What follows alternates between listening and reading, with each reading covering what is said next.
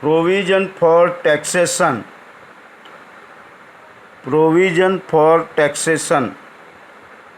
50,000. रोज येऊन राहिली ही समायोजना. ॲप्रोप्रिएशनमध्ये प्रोव्हिजन जरी म्हटलं असेल तरी टॅक्सेशन आहे. टॅक्सेशन कुठं जातं आहे? Profit and loss.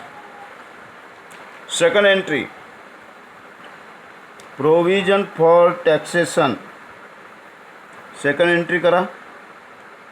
Provision for taxation liabilities भागावर आज ना उद्या सरकारला द्यावा लागतो म्हणून प्रोव्हिजन फॉर टॅक्सेशन 50,000. चला शेवटची एंट्री घ्या. Bills discounted. एखादा माणूस अमेरिकेत असेल, त्याला भारतात यायला थोडा वेळ असेल, पहिल्यांदा बिलं पाठवून देते तो. बिल्स आपल्या कंपनीकडे त्यांनी बिल पाठवले, अजूनही आपल्या कंपनीनं त्या बिलाचे पैसे दिले नाहीत. का नाही दिले? तो आलाच नाही अमेरिकेवरून. जेव्हा केव्हा येईल तेव्हा त्याला मात्र पैसे द्यावे लागतील. अमेरिकेतला माणूस ज्यानं बिल पाठवले होते 2 महिन्या अगोदर, 6 महिन्या अगोदर, तो अमेरिकेतून त्याचं काम संपलं नसेल तर आला नाही. येईल 4-5 महिन्यात. जेव्हा केव्हा येईल तेव्हा तो आपल्या बिलाचे पैसे मागेल, तेव्हा त्याला द्यावे लागतील. आज सध्या देण्याची गरज नाही, यावर्षी देण्याची गरज नाही. अशा लायबिलिटीजला म्हणतात कॉन्टिंजंट लायबिलिटी. बेल्स डिस्काउंटेड बरोबर लक्षात ठेवायचा. Not eight matured. अजूनपर्यंत बिलाचे पैसे दिलेले नाहीत. अशा लायबिलिटीजला म्हणायचा कॉन्टिंजंट लायबिलिटी. लिहा. बॅलन्स शीटच्या लायबिलिटीज भागावर दाखवतो आपण कॉन्टिंजंट लायबिलिटी. कॉन्टिंजंट लायबिलिटी. कॉन्टिंजंट लायबिलिटी. कॉन्टिंजंट लायबिलिटी म्हणजे ज्यांचे पैसे भविष्यात द्यावे लागतील. संभाव्य देयता. कशाचे आहेत ते? Bills discounted. बिल्स डिस्काउंटेड किती रुपये आहेत? रुपीज आतमध्येच दर्शवायचं, बाहेर काढायचं नाही. कॉन्टिंजंट लायबिलिटी ही बाहेर काढण्यात येत नाही, टोटलमध्ये घेण्यात येत नाही, आतमध्ये ठेवायचा. आतमध्ये ठेवणे म्हणजे एकही एंट्री करणं नाही, दुसऱ्या एंट्रीचा प्रश्नच नाही, ते फक्त दर्शवावे लागतात. ठीक आहे. त्या समायोजनेवर कॉन्टिंजंट लायबिलिटी लिहून ठेवा. कॉन्टिंजंट लायबिलिटी.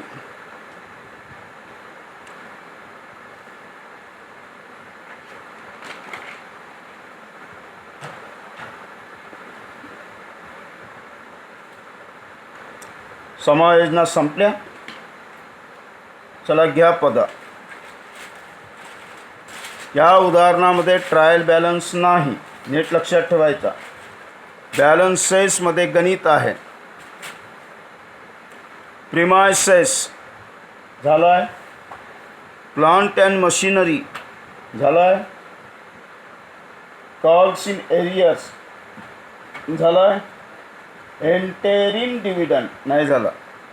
एंटेरिम डिव्हिडंड, कोणताही डिव्हिडंड, कोणताही डिव्हिडंड कुठं लिहितो आपण?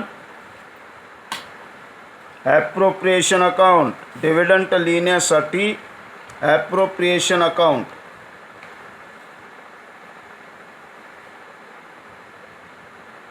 लिहा. Interim dividend paid. interim dividend paid. interim dividend paid किती आहे? interim dividend paid 40,000. Interim dividend paid 40,000. नंतर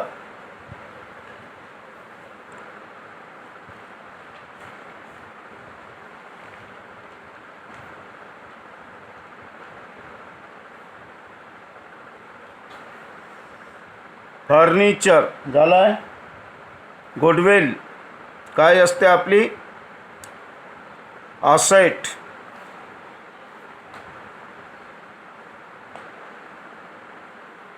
असेट असते.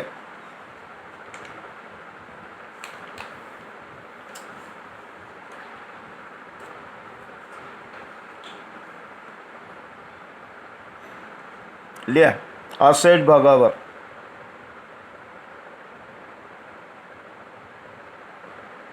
गुडविल किती आहे? गुडविल 25,000.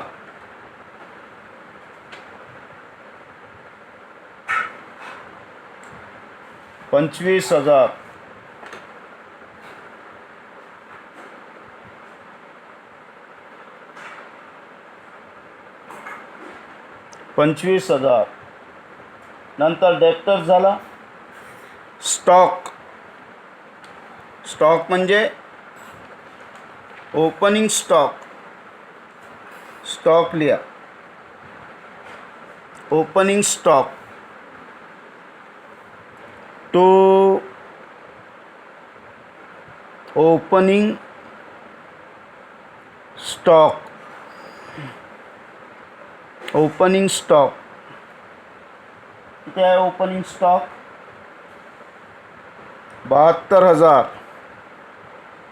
72,000. नंतर शेअर ब्रोकर कमिशन झाला. परचेसेस टू परचेसेस जे डेबिटवर आहे ते परचेस 1,90,000. काय मायनस करतो याच्यातून? Purchase return. Purchase return. Purchase return आहे का बघा, चेक करा. नाही आहे. 1,90,000. नंतर कॅरिएज. कॅरिएज म्हटलं, फक्त कॅरिएज म्हटलं समजून जायचं, परचेसशी संबंधित. कॅरिएज. कॅरिएज ट्रेडिंग अकाउंटमध्ये 15,000. 15,000. Sundry expenses. एक्सपेन्सेस कुठं लिहितो आपण? कोणताही एक्सपेन्सेस. कोणताही एक्सपेन्सेस प्रॉफिट अँड लॉस अकाउंटच्या डेबिट भागावर. Sundry expenses to sundry expenses. Sundry expenses बघा किती आहे? 12,000. सन्ड्री एक्सपेन्सेस आहेत 12,000. नंतर salary. Salary profit and loss account debit. Salary किती आहे? 18,000. 18,000. नंतर director fees. Director fees. Directors fees किती आहे? Director fees 7,000. 7,000. बॅड डेप्टर झाला. Debenture interest paid 12,000. पहिल्यांदा डिबेंचर इंटरेस्ट पेड आहे. मग आपल्याला बघावं लागेल गणितामध्ये डिबेंचर्स आहेत काय. त्याच्याच खाली एक पॉईंट सोडून दिला, 6% डिबेंचर्स. 6% डिबेंचर्स. चला एंट्री करा. डिबेंचरची पहिल्यांदा डिबेंचर घ्यायचा. पहिल्यांदा डिबेंचर्स घ्यायचे. 6% डिबेंचर्स.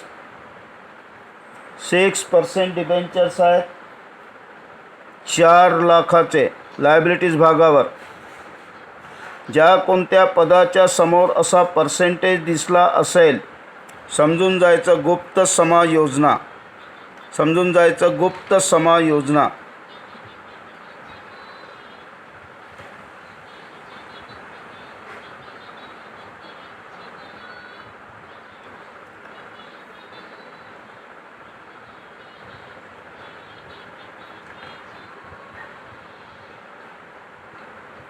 तर बघा, डिबेंचर्सवर 4 लाखाच्या डिबेंचर्सवर 6% किती होतो बघा.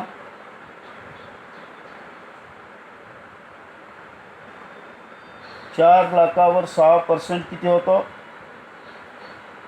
24,000. किती होतो? 24,000.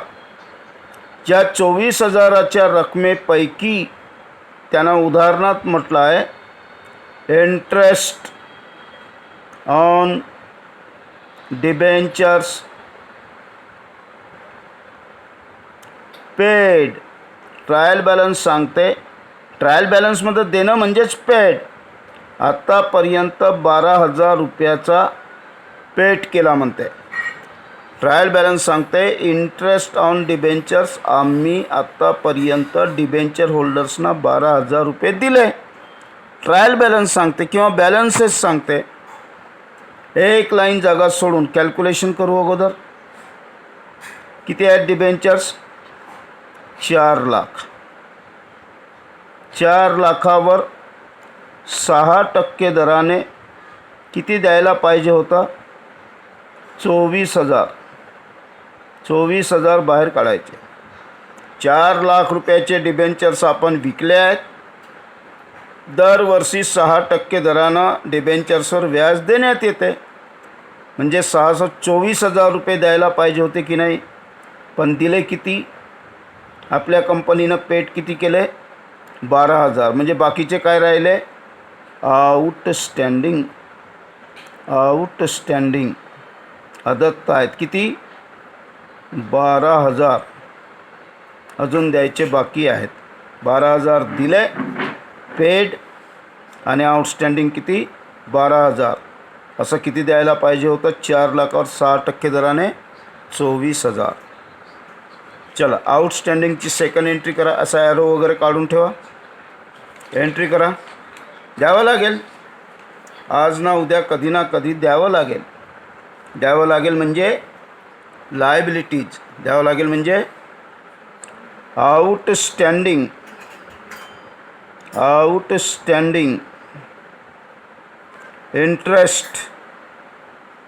Outstanding interest on debentures. Debentures एखाद्या पदासमोर जर पर्सेंटेज दिला असेल तर गुप्त समायोजना समजायची. 6% दराने 4 लाखावर 24,000 द्यायला पाहिजे होता, पण ट्रायल बॅलन्स सांगते 12,000 दिला. मग 12,000 गेला कुठे? अदत्त आहे, आउटस्टँडिंग आहे. आज ना उद्या द्यावं लागेल. अंडरलाईन करून ठेवा तो पॉईंट तिकडे प्रॉफिट अँड लॉस अकाउंटमध्ये. बरोबर तसंच काढता आलं पाहिजे विचार करून. नेक्स्ट डिबेंचर झाला. Profit and loss account. Balance of previous year. काय म्हणतो त्याला आपण? Balance of previous year. ॲप्रोप्रिएशनमध्ये लिहा. By balance of previous year. Credit balance म्हणते. क्रेडिट म्हणजे क्रेडिटवर लिहा. डेबिट म्हटलं असतं तर डेबिटवर लिहिलं असतं. बॅलन्स ऑफ प्रिव्हियस इयर किती आहे? 20,000. 20,000. नंतर बिल्स पेएबल. बिल्स पेएबल लायबिलिटीजवर. बिल्स पेएबल कुठं लिहितो आपण? लायबिलिटीज भागावर. बिल्स पेएबल लायबिलिटीज भागावर लिहा. अमाऊंट आहे 35,000. 35,000. सेल्स ट्रेडिंग अकाउंट सेल्स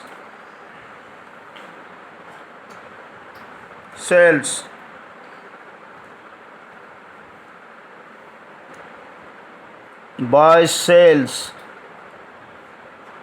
किती दिला आहे? सेल्स 6,50,000 मायनस सेल्स रिटर्न आहे का पा? सेल्स रिटर्न नाही आहे. 6,50,000. नंतर क्रेडिटर्स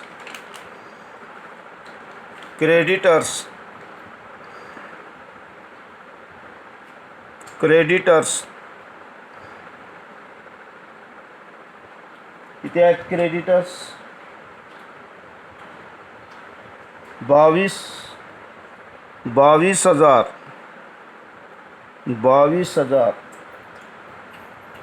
जनरल रिझर्व झाला. Bank overdraft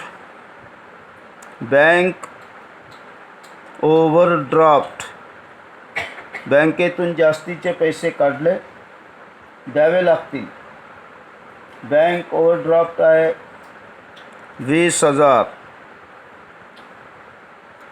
bad debtors reserve झाला. कॅश इन हँड असेट भागावर किती? 10,000. नंतर बिल्स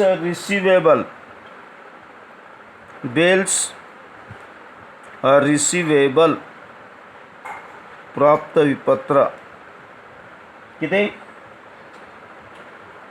28,000.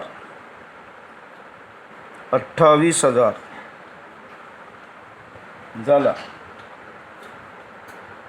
बंद करा.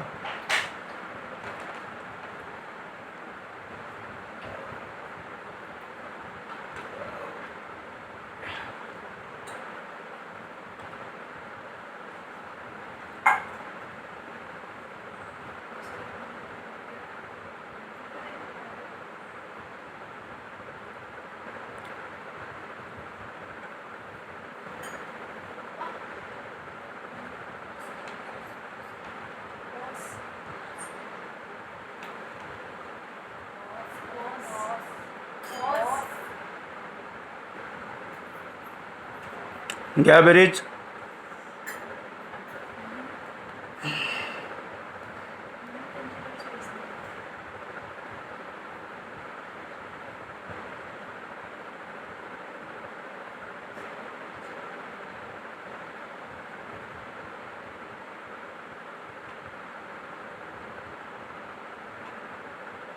किती येते बेरीज बघा.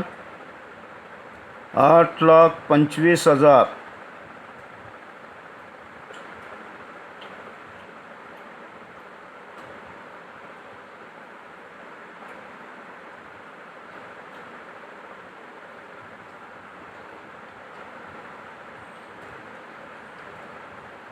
8,25,000.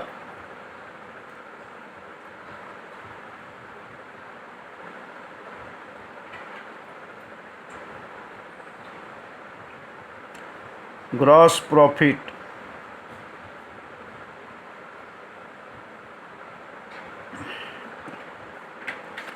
5,48,000. 5,48,000.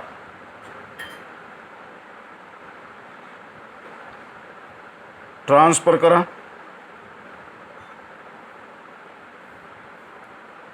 5,48,000 gross profit.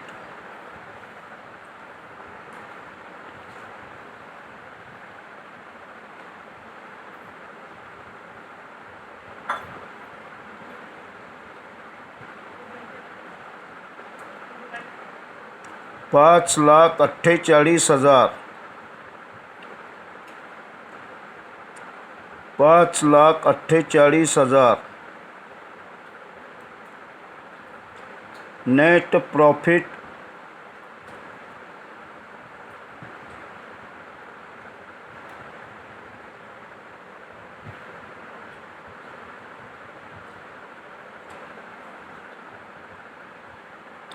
$3,08,250, 3,08,250.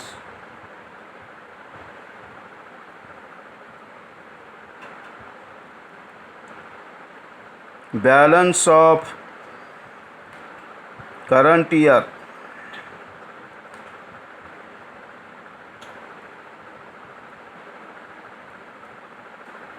$3,08,250,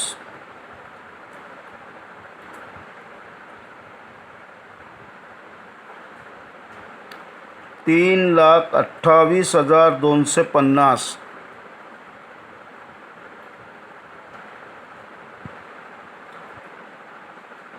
3,28,250. Balance CD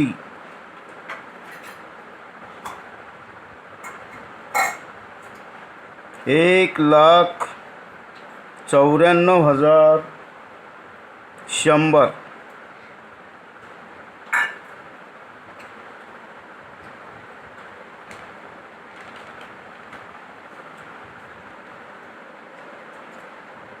transfer करा. Balance of profit and loss appropriation account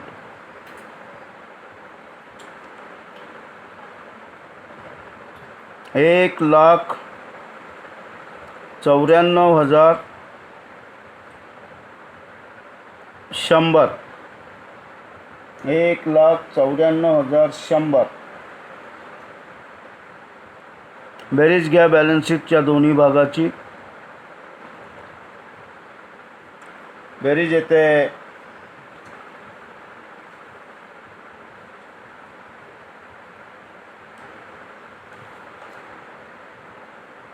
16,53,750, 16,53,750.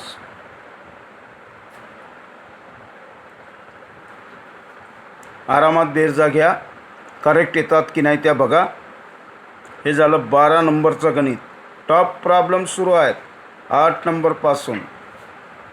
8 नंबरपासून आतापर्यंतच्या झालेल्या सगळ्याच गणिताची जबरदस्त प्रॅक्टिस पाहिजे. 30 मिनिटात गणित झालंच पाहिजे, एवढी प्रॅक्टिस पाहिजे. कुठेही फिरा, शेतात जा, घरी जा, कुठेही जा, पण घरी येऊन प्रॅक्टिस करा. गणितं डेंजरस आहेत. ठीक आहे.